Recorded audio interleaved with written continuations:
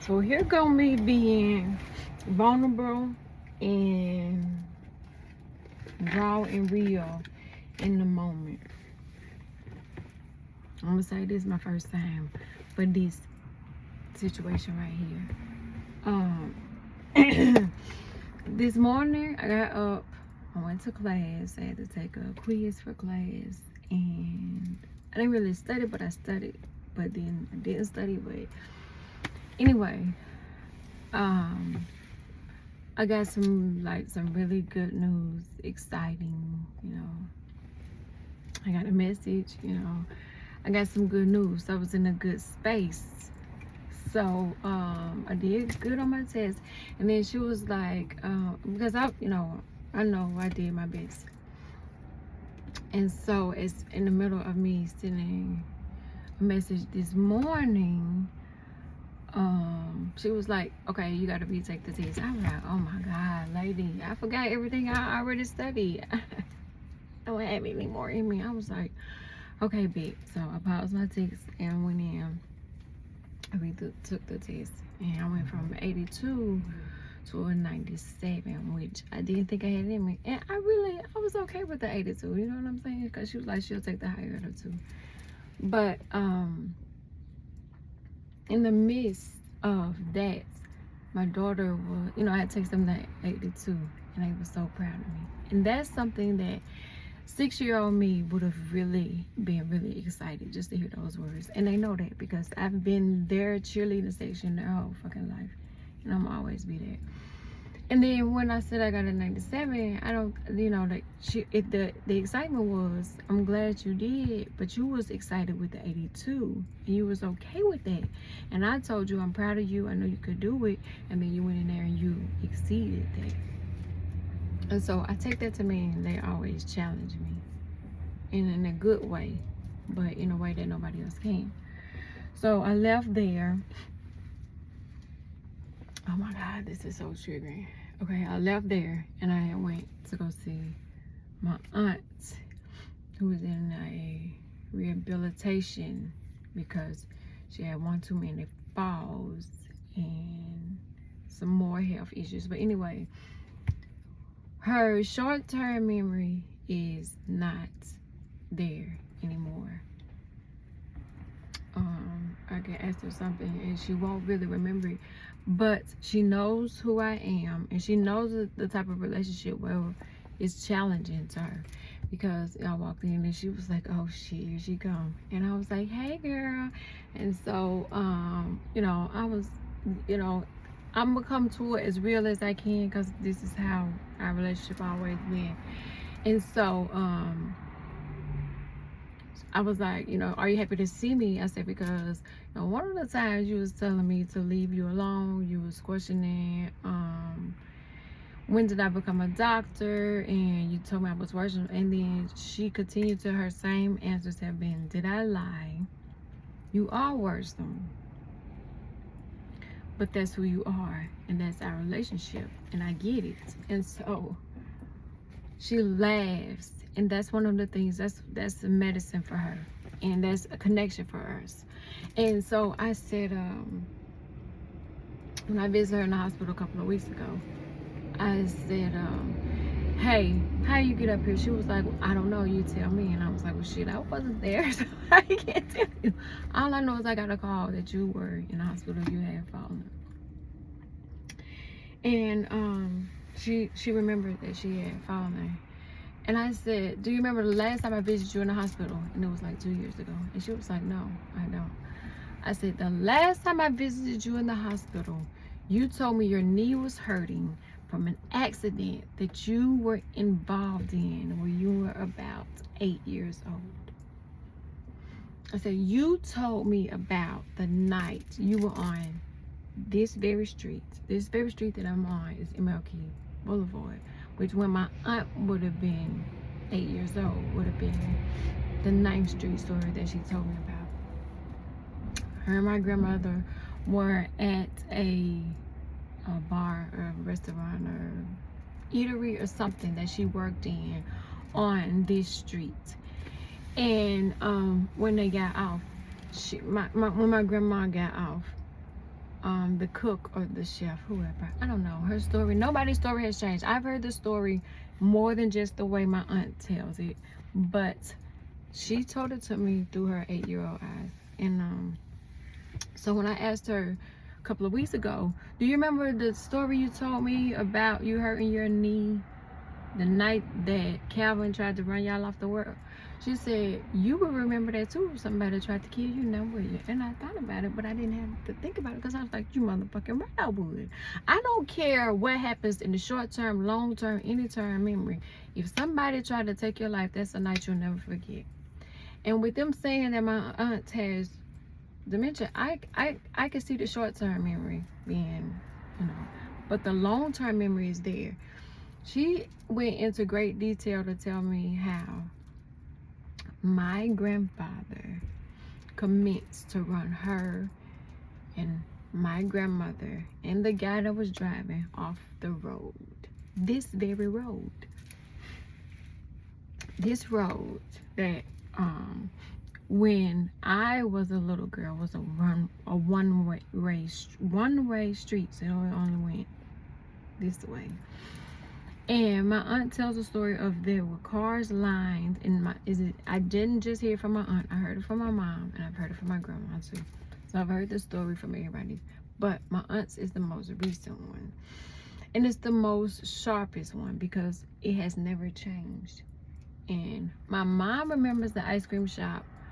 My aunt Ring doesn't remember the ice cream shop. By the time I came along, there was no fucking ice cream shop. But she can tell me exactly where the ice cream shop. My mom was telling me, yeah, she right, it was right there. I was like, well, when I was on that street, it was an ice cream shop. But she went into great detail about how she was in the back seat and she was kind of lounging a little bit like a little 8-year-old would do. And she was watching in the rearview mirror and she said, Mama, Daddy are about to run us off the road. Now, I paused it right there because normally they never mention him as Daddy. They always call him Calvin. I've never heard them mention him as Daddy. Nobody. And I never seen a picture of him, but I knew what he looked like. And my mom said, you never seen a picture of him? He was gone before. And I was like, well, I know what he looked like. I don't know how, but I've never seen a picture of him, but I know what he looks like. It's crazy. But anyway, it's probably because my aunt has went into detail about the man, the monster, that I was able to see his face.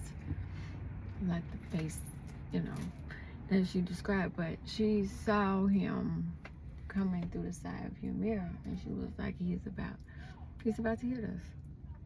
And he rammed the car. Boom. And she talks about how she hit her knee with the first impact. And when she talks about this wreck, because this is a wreck, it had to have happened in the 70s. She's never given me a year. I've never tried to add it up. I just listened to it because I have visualized the story because I've heard it so many times. And this is the one story that she has never wavered in. And even hearing it from my grandma's side, she didn't tell about what her the way my aunt talks about the physical place. She felt like this many years later, like 50 something years later, you still feel that shit in your knee. Like, and my aunt used to be my aunt taught my cousin how to do the split. She couldn't teach me, or maybe I just couldn't do it. I don't know. Why was I always mad because I couldn't be a cheerleader because I couldn't do the split. But she taught my cousin how to do it, but I couldn't learn how to do it. I don't know. I still don't know how to do it. But anyway, now she is falling out the bed, and it's so hard to watch what my mechanic calls like your superheroes go down, but to ride down the road and you're thinking this very road right here could have been the end of everybody. This road right here, because his attempt was to run my grandmother and my aunt off the road and take their lives that night.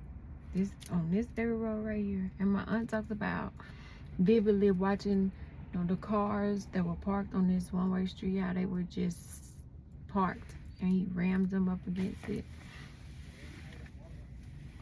And he did it about 2 times and then just drove away. This very road right here. This road.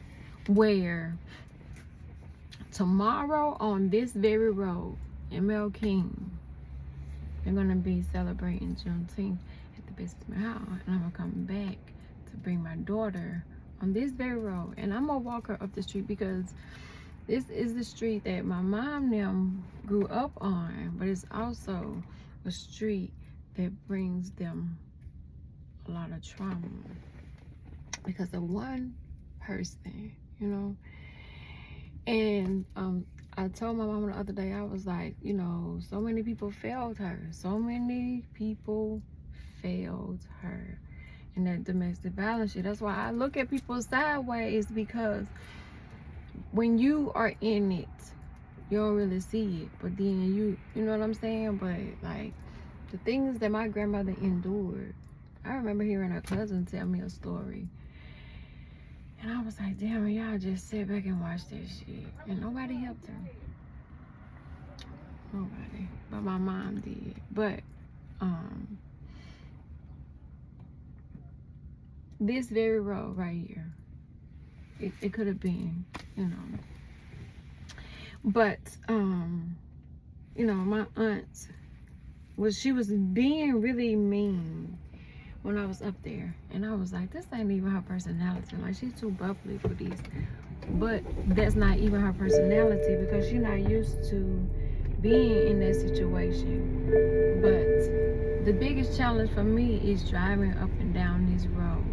And I'm gonna say, it was nighttime, because she said it was dark. Everything had closed. And so the people whose cars were parked were people who lived in the area. It was more houses, like residential houses on this street than it was businesses for a minute. And then, I don't know, they said it's been so many things, but at one point it was completely black owned. And I think that was around the time that, because I asked all the time, like, well, what happened? It was completely black owned, and now it's not no more. What happened? And I've asked that to a lot of different people, and I know a lot of different people's outlook have been different. But tomorrow's Juneteenth, and I'm gonna take my daughter, and I'm gonna try to record it and see just how she feels, the energy she feels, just being down here and knowing what I know and how she's connected to this one street. I want to see how if it triggers anything in her, because she's heard the story before too, but she's heard it from, you know, the same amount of people that I've heard it from. So she has her own feelings about it, which I don't try to sway it either way. But so tomorrow's Juneteenth, I get to be off. I don't have class. I didn't have class anyway, but I get to be extra black tomorrow. You know what I'm saying? So what I don't want to do, I'm not going to do. What I am going to do is whatever I want to do. You know what I'm saying? Because it's my holiday and that's my business. That's everything. So I just wanted to share a moment of transparency, vulnerability, and raw feelings, to see if anybody could relate. But if anybody has any questions, like, how does somebody can't remember what happened yesterday remember something that happened so long ago? But she told me, if somebody tried to take your life, would you never forget that? And she's absolutely right. So I look at her, the dementia, because like I said, our relationship doesn't change. I still give her a hard time today as if I would have 5 years ago, 6 years ago, 5 minutes ago, 5 days ago, 5 months from now. This is our relationship. I'm gonna challenge you, because that's how you would do, and that's how you would want me to do you. I can't come and I even begged her. I said, can you be a little nicer to your sister, because I don't have a sister. You know, when I'm stuck in this shit, I'm stuck in this shit by myself. And I said, can you be a little bit nicer? And she was like, I am being nice, but I don't want to be told what to do. I was like, I understand that, boo. And I ain't here to tell you what to do. But I'm going to ask you, just be a little kinder to your sister and your homegirl, because everybody ain't got that. They loyal. They come up here every day. I said, since you ain't giving up for my birthday, can you just do this one thing for me? And she laughed. And one of the things that I'm going to always do for my auntie is I'm going to make her laugh, because that's our relationship. And it's medicine for her.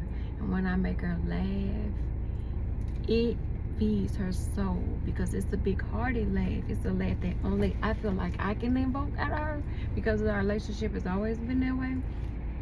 But for example, I'm trying to think of something I said to her today, and she jumped on me, and she was like, sit your ass down and leave me alone. And I said, at this big age, do you think I gotta listen to what you tell me to do? Like, at this big age, like, you tell me to sit down, do I really have to sit down?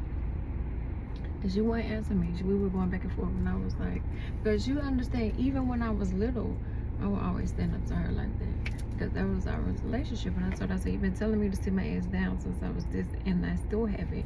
I'm still not going to. Because that's not what you want me to do. You would want me to come at you as if I was when I was a little bitty girl, and that's when I come at you. So I was like, okay, so you don't want to be in here, then get up and let's go. I can tell you, or you can do what these people say, and you know, whatever. But caregiving is not for the weak. I'm watching my aunt doing. I'm like, damn, you're some type of superhero. Because one, how she talking, how she coming? Because I want to go back at her.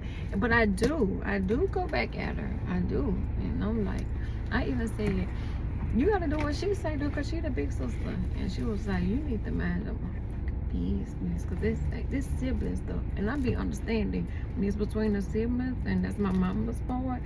I shut the fuck up, because I'm respectful to them, because I don't really care either way. You know what I'm saying? I'm gonna still say what I want to say, and she gonna say what she, and then she was like, when have you known me not to say no? I was like, you're right, and I expect you to be you, and being you is what makes you remember what they trying to tell you. You forget. That shit for another day. But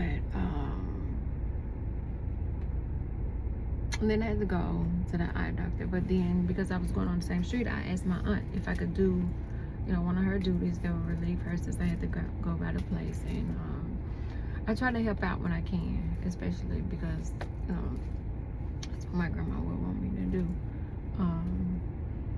But also because it's women like my aunt who, she's never wavered about saying what happened to her and the nightmare she had to live as an 8-year-old. But I've heard it from 8-year-old Joyce, Yvonne, Ring, Mary. Like, I've heard it from everybody's angle, and nobody's story has ever changed. And the crazy part about it is that shit's still happening in 2026. But my mom was telling me how she has let me get my ass on, how she has that ain't even my business.